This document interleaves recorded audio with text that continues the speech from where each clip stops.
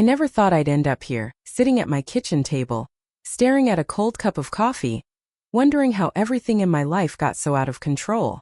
When I married Grant, I thought I was finally stepping into the life I'd always wanted: stability, a family, a chance to feel grounded. But that's not what happened.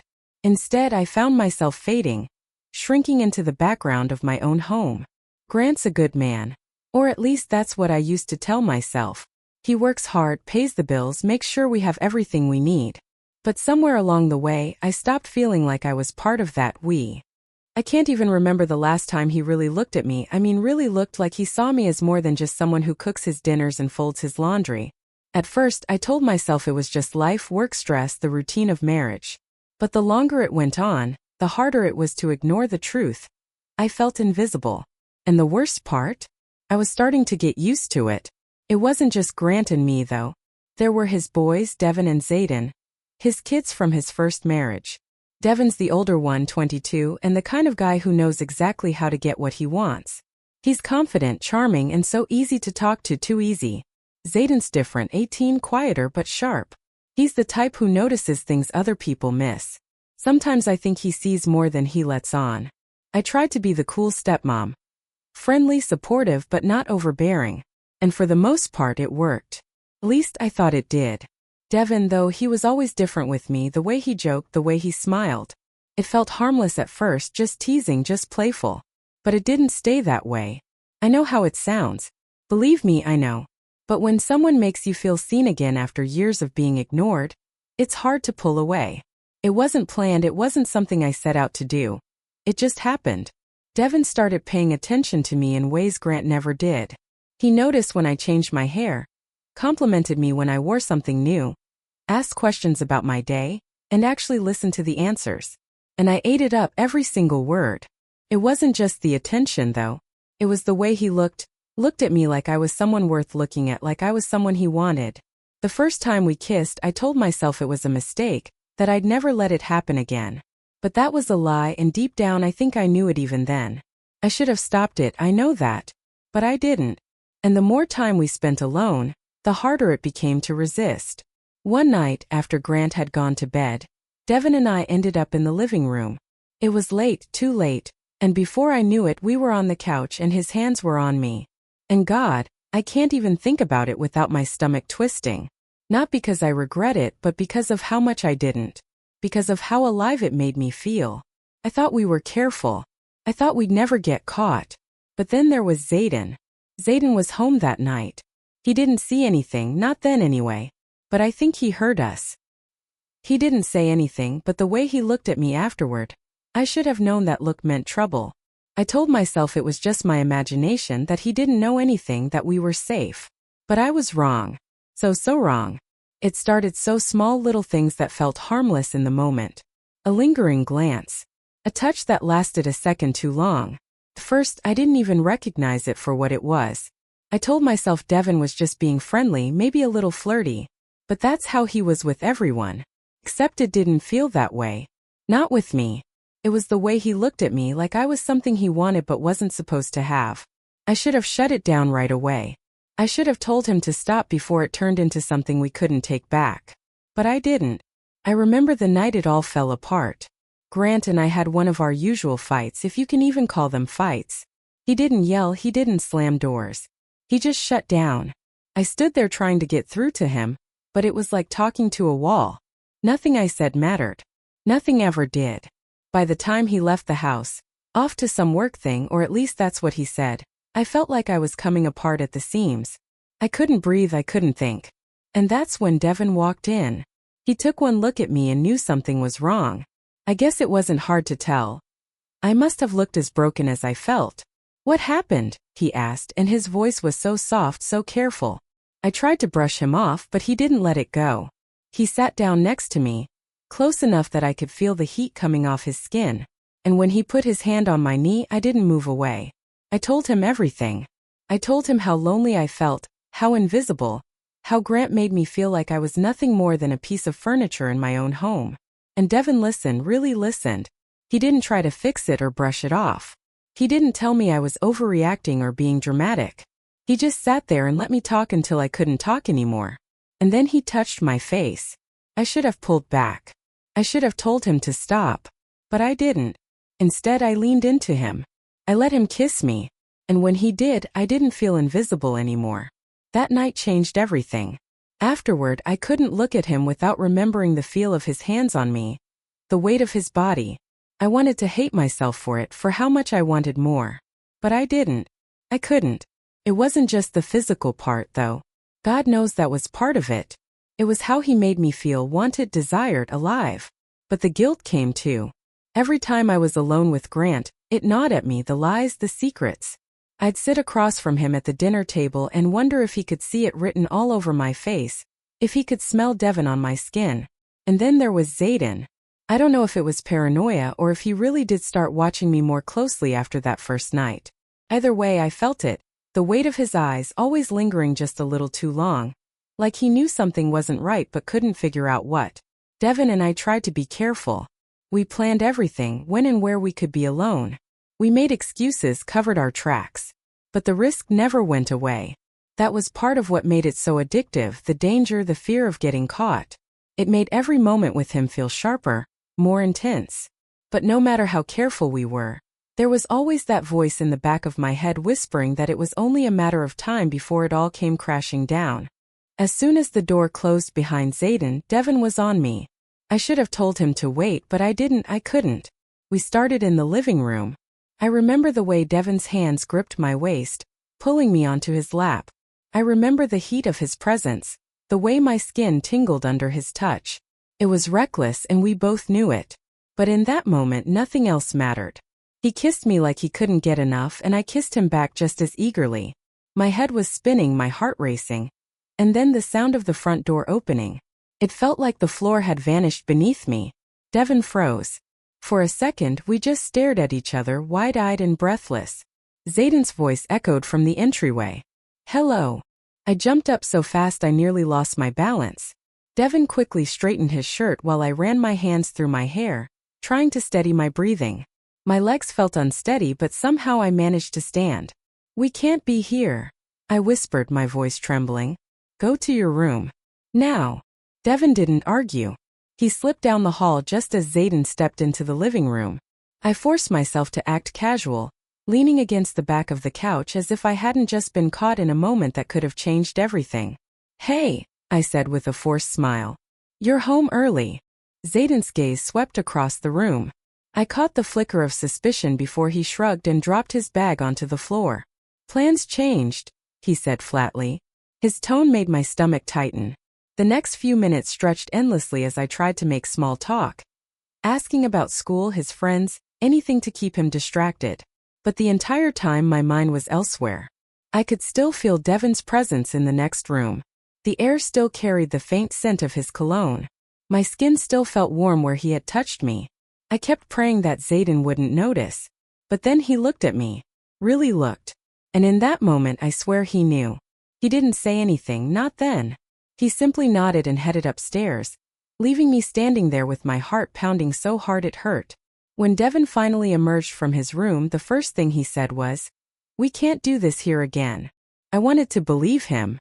I wanted to believe we'd be smarter, that we'd stop taking risks. But the way he looked at me and the way I looked back, I already knew the truth. I couldn't stay away from him. And that scared me more than anything.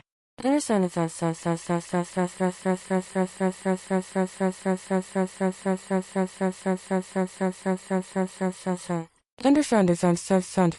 If you've made it this far into the story, thank you for sticking with me. I know it's not an easy story to hear, and I appreciate you listening. If you're finding this interesting or think someone might relate, please take a moment to hit the like button and subscribe. It really helps me keep sharing stories like this and reminds me that I'm not alone. Alright, let's get back to it. I don't think I'll ever forget that day. It was supposed to be safe. Grant was working late, and Zayden had plans after school. Devin and I thought we had the house to ourselves. We didn't even bother locking the door. Stupid. So stupid. It started like all the other times. Fast, desperate, like we couldn't get enough of each other. Devin pulled me into his room, his hands on me before the door even closed. I didn't stop him. I didn't want to stop him. I wasn't thinking about what could go wrong. I wasn't thinking at all. For those few minutes, the rest of the world didn't exist. Until it did. The sound of a door creaking open snapped me out of it. I froze. Devon's eyes went wide. But before either of us could move, Zayden's voice cut through the air. What the hell? My head whipped toward the door. And there he was. Zayden standing there, his phone in his hand, his expression unreadable. Shock, disbelief, something darker. I scrambled off Devon, my heart pounding in my chest, panic coursing through me. Zayden didn't move. He didn't leave. He just stood there staring. Zayden, wait, just... I stumbled over my words, reaching out as if I could erase what he had just seen. But he didn't move. Devon started cursing under his breath, pulling his shirt back on as fast as he could. And then Zayden held up his phone. I got it all, he said. His voice was calm. Too calm. So unless you want Dad to see this, we need to talk. My stomach dropped. My body went cold. I couldn't breathe. Zayden, please don't do this, I begged. He tilted his head, as if enjoying this moment. Don't do what? Tell Dad the truth? Show him what's been happening behind his back. No, I said quickly. You can't. Please, you can't tell him. I was pleading, but I didn't care. All I could think about was what would happen if Grant saw that video. My marriage. My home. My entire life. It would all be over. Zayden just stared at me. And then he smiled. Maybe I don't have to, he said. Maybe we can work something out. My chest tightened. I already knew what was coming. But I still asked, what do you want? Zayden didn't hesitate. He stepped closer, lowering his voice.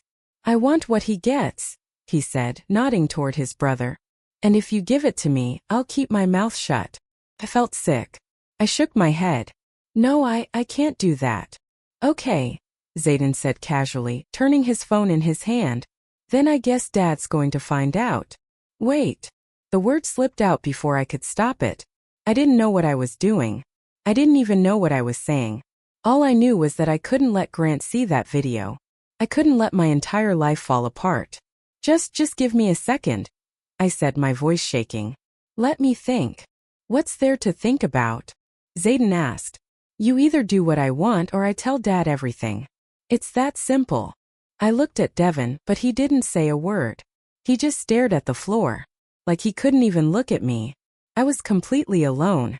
My head was spinning. I couldn't breathe. I wanted to scream. But what would that fix? Nothing. So I did the only thing I could. Fine, I whispered. Just not here. Not now. When? Zayden asked, his lips curling into a smirk. Later, I said. Tonight. Good, Zayden said. Then I guess this stays between us. And just like that, he turned and walked away, leaving me and Devon sitting there in complete silence. I wanted to cry. I wanted to scream. But more than anything, I wanted to turn back time. To undo everything that had led to this moment. But it was too late. It was only the beginning. I told myself that the heat in my chest and the ache in my stomach weren't real, that this wasn't happening. But the longer it went on, the harder it was to believe my own lies. And when it was over, I felt sick. Zayden lay back on his bed, completely satisfied, while I scrambled to get dressed. I couldn't even look at him. I just wanted to get out of there, to scrub every inch of my skin, to pretend none of it had happened. But before I could reach the door, his voice stopped me. We're not done. I froze. What do you mean? I asked, my voice barely above a whisper. He sat up, that smirk back on his face. You didn't really think this was a one-time thing, did you? My stomach dropped. Zayden, no. I can't. You can. He cut me off. And you will, unless you want Dad to see that video. I wanted to scream. To slap him. To run. But I couldn't. Because he was right. The days that followed were torture. I avoided him as much as I could, but it didn't matter. He always found a way to corner me, to remind me that he was in control. It wasn't just the threats, either. It was the way he looked at me, like he knew I couldn't stop him, like he owned me now. And the worst part? I started to believe it. I hated myself for what I had done. For what I was still doing. But every time he touched me, my body betrayed me. I wanted to fight it. I wanted to resist. But I couldn't. And that terrified me. I couldn't talk to Devon about it. I couldn't talk to anyone.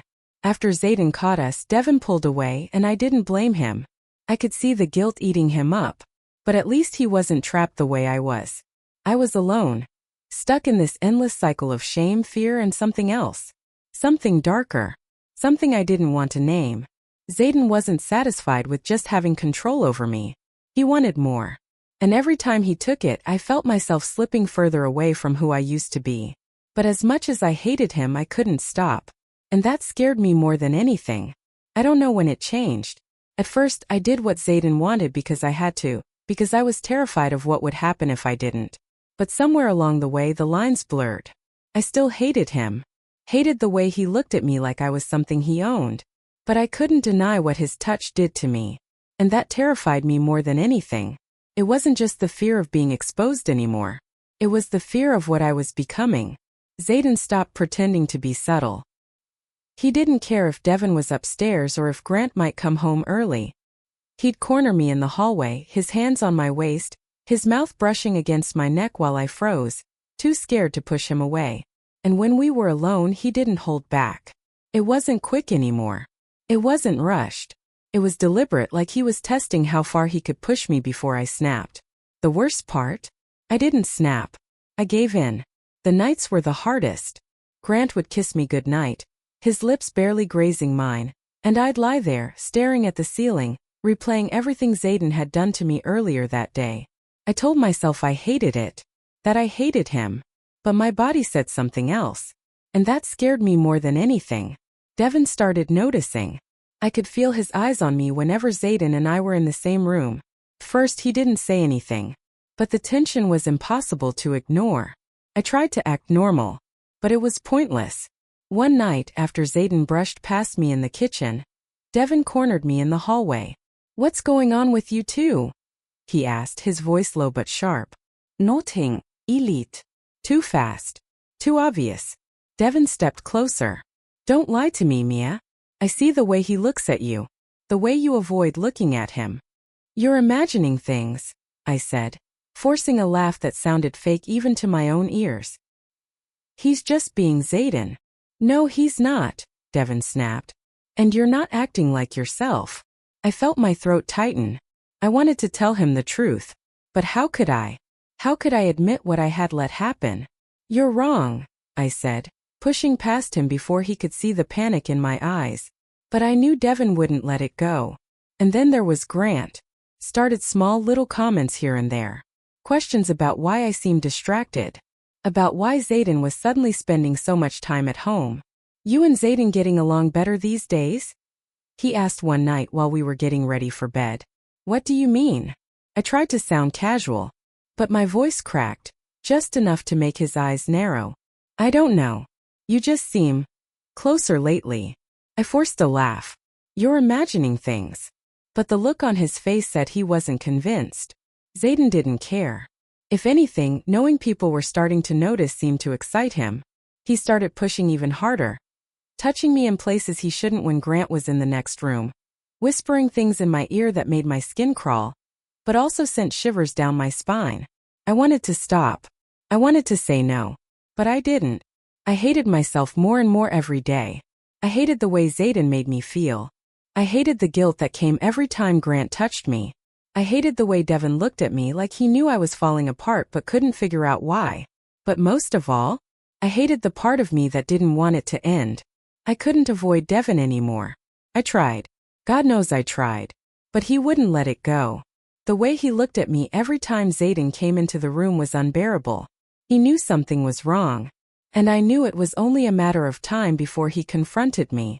When it finally happened, I was in the laundry room, folding towels and trying to keep my hands from shaking. Devin came in without knocking, shutting the door behind him. My stomach dropped the second I saw the look on his face. "We need to talk." I swallowed hard. "Devin, not now." "Now," he cut me off, stepping closer. "What the hell is going on between you and Zayden?" I froze. My heart was pounding so hard I thought he'd hear it. "Nothing," I said, forcing the word out even though it felt like poison on my tongue. "Don't lie to me." His voice was sharp, louder than I'd ever heard it before.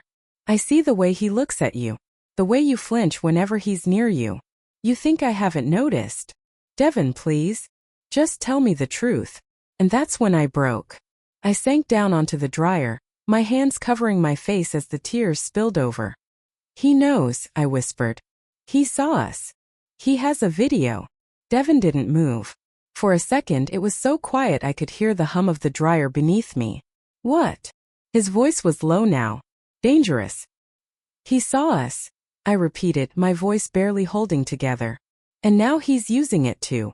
I couldn't finish the sentence. I didn't have to. Devin's face shifted, shock, rage, disgust. It was all there. But underneath it, something else.